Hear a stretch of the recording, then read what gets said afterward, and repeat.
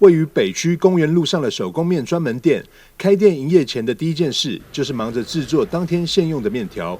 不同于其他多数店家直接叫现成的，林老板不怕辛苦，每日手工制作，为的就是要让消费者品尝到筋道十足、口感 Q 弹的家传手工面。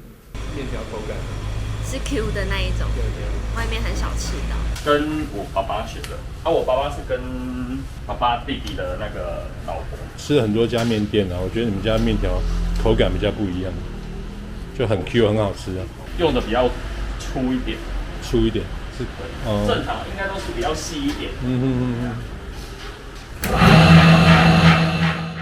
面条会如此 Q 弹，除了是选用优质的高筋面粉外，林老板也会依照每天的气温调整和面时水的比例，如此才能维持手工面筋道十足的独特口感。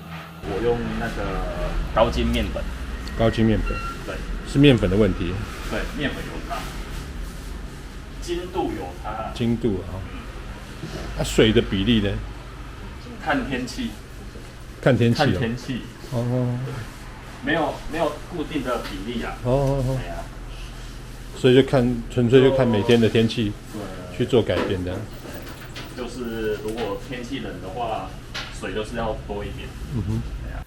除了手工面诱人，这家店的水饺、卤味也相当受到消费者喜爱，有些人甚至1个礼拜至少来吃一次。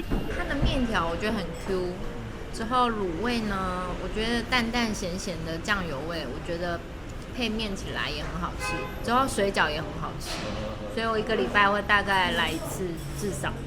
手工面专门店用餐环境干净明亮，让消费者安心。各式干面、汤面口味众多，更是吸引人。其中的沙茶半熟蛋汤面更是一绝，面食主义的朋友一定不要错过。记者张硕维采访报道。